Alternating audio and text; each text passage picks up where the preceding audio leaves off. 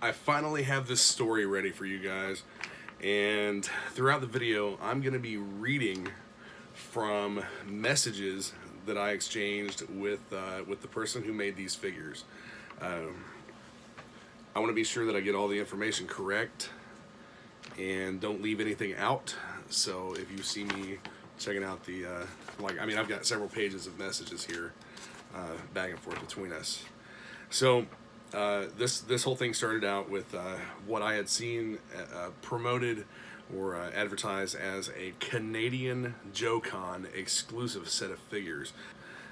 They are Cobra Troopers. So I started this whole thing off. I'm gonna leave names out of this. He did not want me to mention his name. So let's see here. Started off, I messaged this guy after chasing down the person that actually had these made, and I said I don't know who all was involved. Supposedly it was multiple people. I just acquired a set and want to make a video on them for my YouTube channel. And what I've been told so far is that there were multiple investors. They were done through a factory in China. Initially, they were not meant to be sold. They included a black one, which turned up being sold at the 2009 Canadian GIJoe. So I'm going to go ahead and show you this black figure.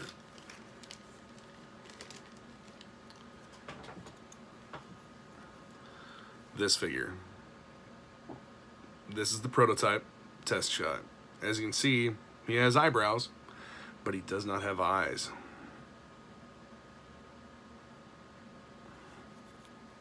There's a few things that I'm going to talk about with the quality of these figures and exactly what they are. All right, so first message that I got from the maker was, so the fact of the matter was, I had an opportunity to have new tooling made of the original version 1.5 Cobra Trooper.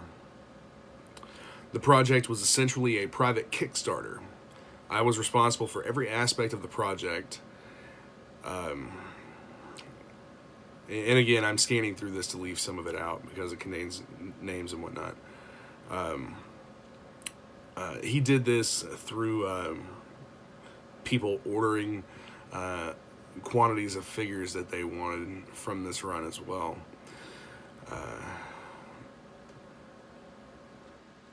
I said thanks for getting back to me. You know, I'd love to know about the full project. And he said there's only 4 figures, really.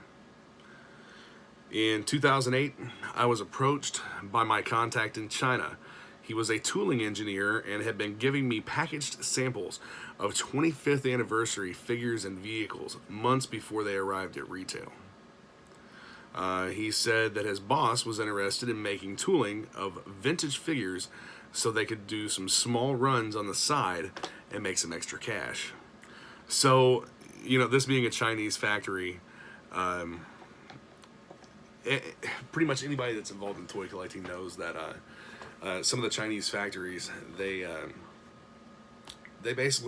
will bootleg all kinds of toys and sell them through third-party companies.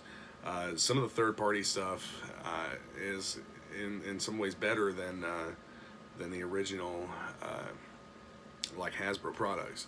A lot of people like the bootleg Transformers, the third-party Transformers, better than what they do the actual Hasbro or Takara Transformers. So let's see. I asked about them being sold at the Canadian GIJoe, and apparently that was not. That had nothing to do with the guy who made these. So continuing. So we discussed numbers, how much to get tooling cut, and what colors to use for the runs. The tooling was the biggest issue. I didn't want sloppy fit or figures that were too small or too large. So I sent over a sample of a figure. They scanned it in, built the model, and adjusted for shrinkage. This gave us a figure that both inside and out was identical to the original. The screw shaft supports so that the O-ring wouldn't break the shaft off the torso. So I think that I have a photo that I'm going to put into the video and show you exactly what the inside of these figures looks like.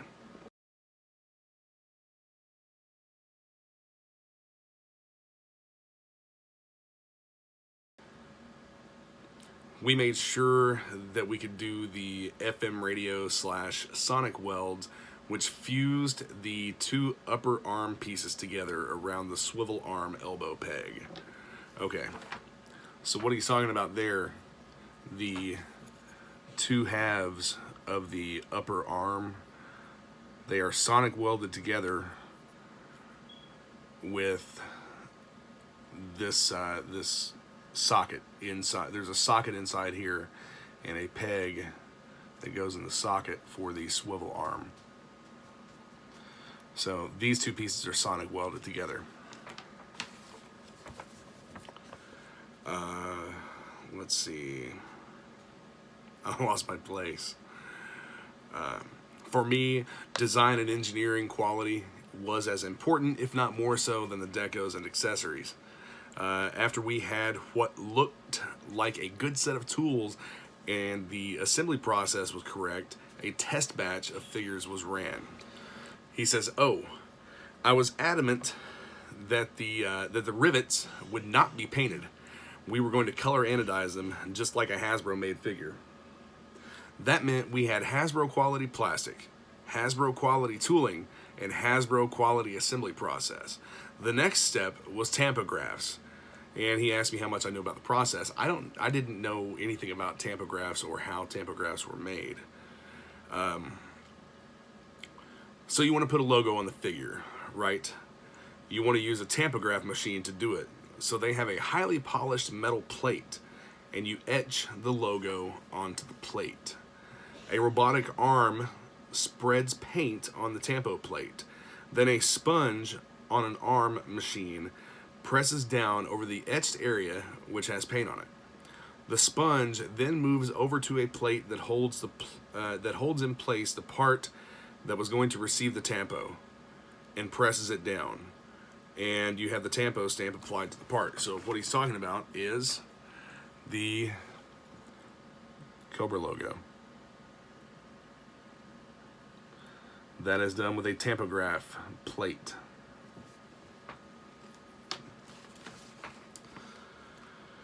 Let's see. So we made the tampo plate with the original Cobra sigil. That brings us to test runs. First, they did a test of the tooling just to make sure that everything was lined up. For this, you just use whatever plastic pellets are on hand. In this case, there was some black. Probably made from recycled junk plastic. So this figure is made from, most likely, regrind or leftover black pellet plastic from a different figure run. It was a chance to test the tooling, assembly, tampo, and paint masking process. And then he starts talking about paint masks. They're little copper molds of the parts put onto clamps or scissors. And the area to be painted is cut out of that mold. You clamp the part tightly and spray it with the desired color. So they've taken each individual piece here and they've clamped it into a mold, like say the front half of the torso. They've clamped this into a mold that has these pieces cut out and then sprayed paint, and the only piece that got painted was whatever was exposed. And all of those are done by hand. So we had a copy of the masks made by the original trooper.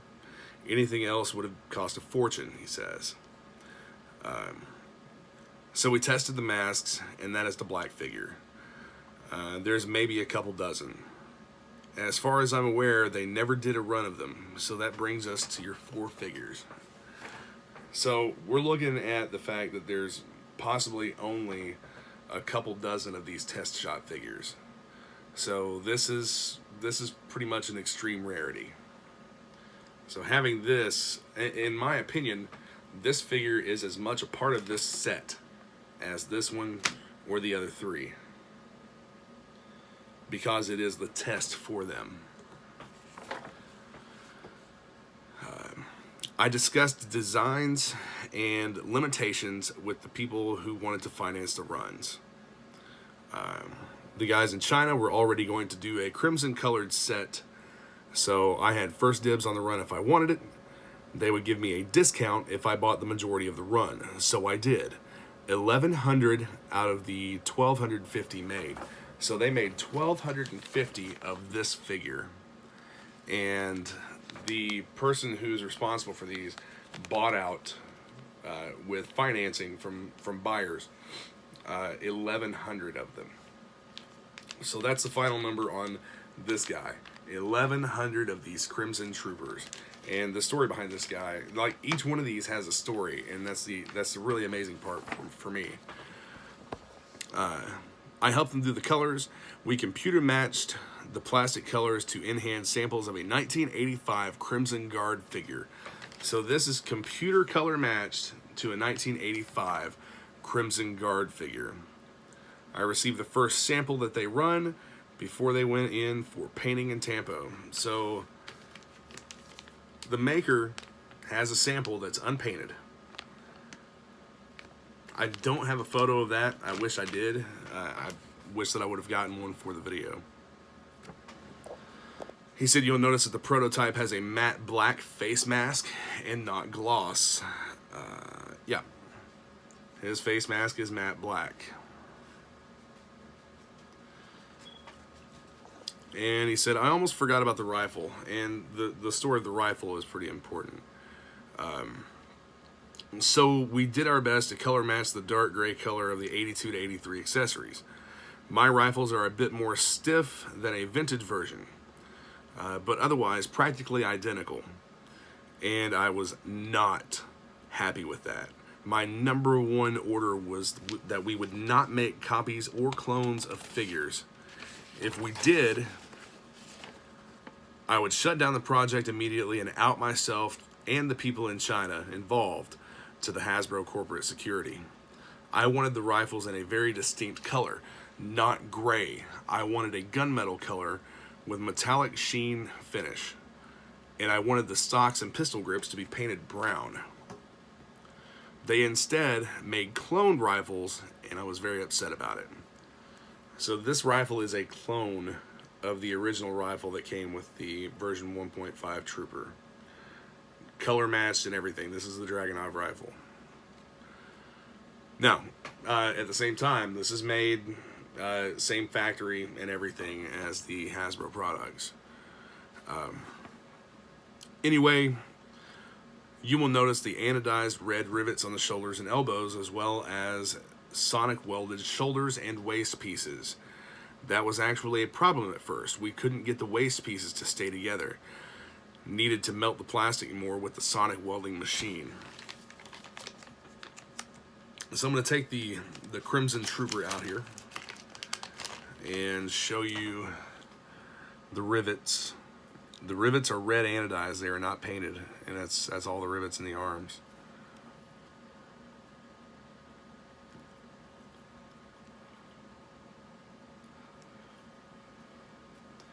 And you can see the line here. That is not a mold mark. That is a that is where the two halves of the waist are sonic welded together, and your arms are sonic welded together up here.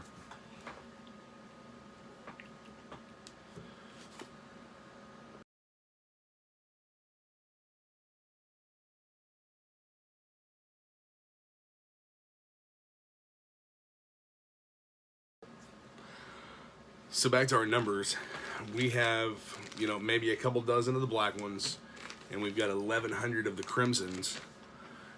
So they ran 500 of the tan desert figures.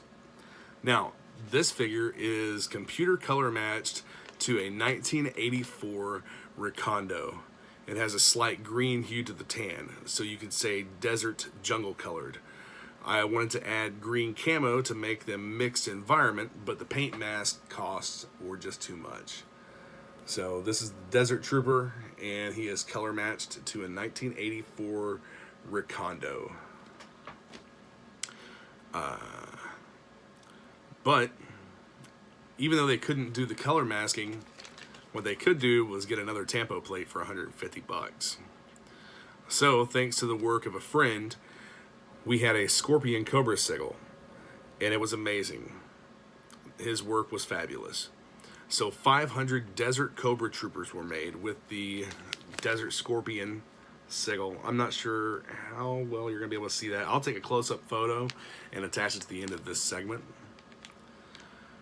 And that, he says, that brings us to the, 500 Desert Cobra Troopers were made with the Scorpion sigil. And he said, I have a feeling that about 575 were made and some were kept by the guys in China. So you're looking at 575 approximately ran of this figure, with only 500 of them coming here.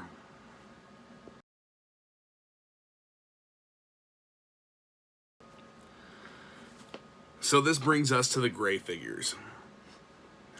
When I did the tan figures, I didn't want to have to commit to 1,000 of them as a minimum quantity, so we worked out a deal that after about 500, that we would switch the plastic to gray.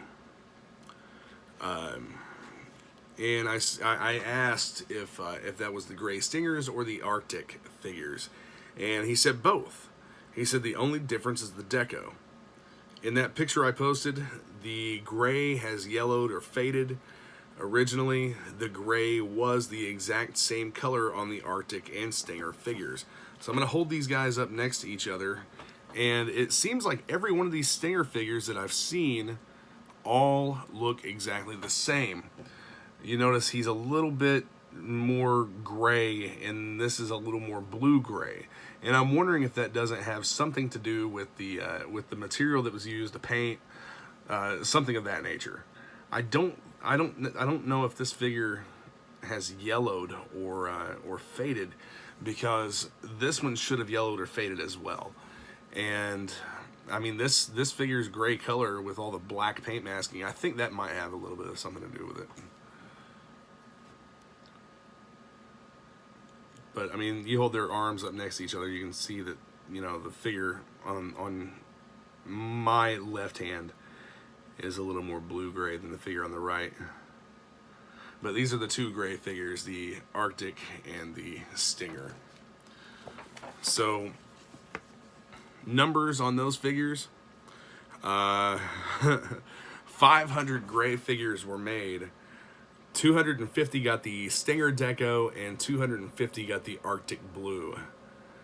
And he said, now we have a manufacturing problem with the blue heads. The plastic didn't get hot enough during the injection molding, and we ended up with squished looking heads with huge dimples in the side of the helmet. The factory guys were not happy when I said that I refused to pay for the rework. See, I never paid up front. They got payment in chunks as each part of the process was completed. I was spending other people's money after all. They fixed the heads by doing another run of that tool. So in summary, you have 1,100 Crimson, 500 Desert, and then we have 250 each of the Stinger and the Arctic. Which, I mean, this guy is themed after the... I don't have one handy. This guy is color themed after a snow serpent. And this guy looks like the Cobra Stinger driver.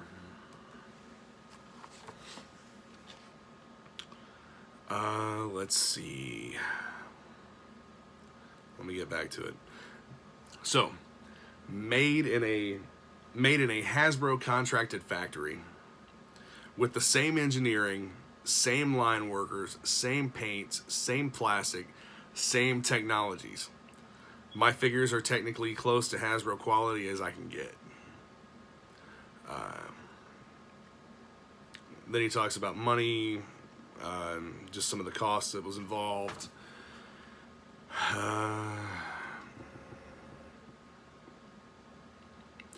He said that, to his knowledge, the other guys wanted to make some more figures, but the engineer refused. I guess there was a disagreement or something, and that no more figures were produced. If the tooling exists, I would be surprised. And I had asked about, maybe if these guys had made any for China, and he said that nobody cares about 30-year-old American toy soldiers in China, which that makes sense. I think I've got one more page here to it. Then we just discussed about how, both of us, it was an experience for him to have these figures made like that and to have the close interaction with the factory. And, I really enjoyed the education from the conversation that we had. All of his interaction with the factory was online only. He was also telling me that there are many, many toy factories in an entire small city. And he said that people live in dorms on site, which I'm familiar with some of this manufacturing process where the workers, they live in little apartments at the factory. These people put in long hours, and the work environment in China is a completely different world than what it is here in America. I don't know if any of you know anything about it, but it's totally different. I can't imagine what it would be like to live at my place of work through the week. I mean, these people, obviously, they have homes, they have families and whatnot, and they go home on like weekends or whatever. I think in some of these factories, I'm not sure about this one specifically, just the ones that I absolutely know about. These people get to they go home on weekends and whatnot, and they're with their families. But for the most part, through the week, while they're working, they live at the factory and they work long hours.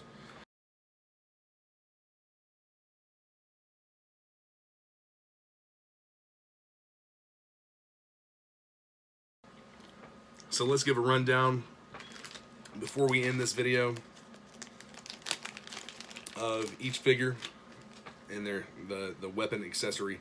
I have some photographs that I'm going to put at the end of the video as well, of all the figures and whatnot. But you have the black prototype figure,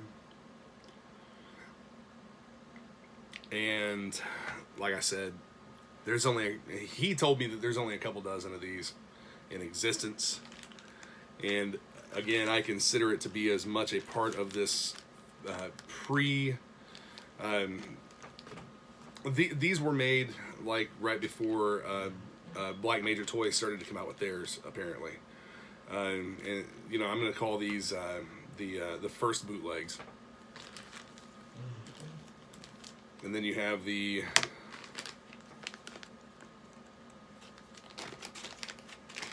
I'm getting them all out of the bags here so that I don't have to fumble with each one of them individually as we go through.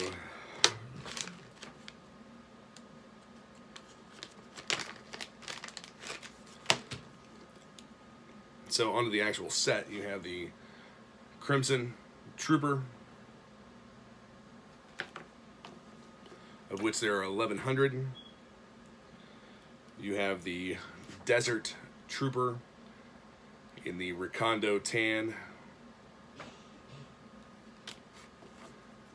You have the Arctic Trooper and the Stinger Trooper. All around great figures. The quality on these guys is absolutely top notch. No bit of no corners were cut in the production of these figures. They are fantastic. It would have been really cool to have that rifle with the brown stock and grip, but you know, as is, it's perfectly fine for me. You know, I certainly enjoyed tracking down the info and talking to the original maker of these figures.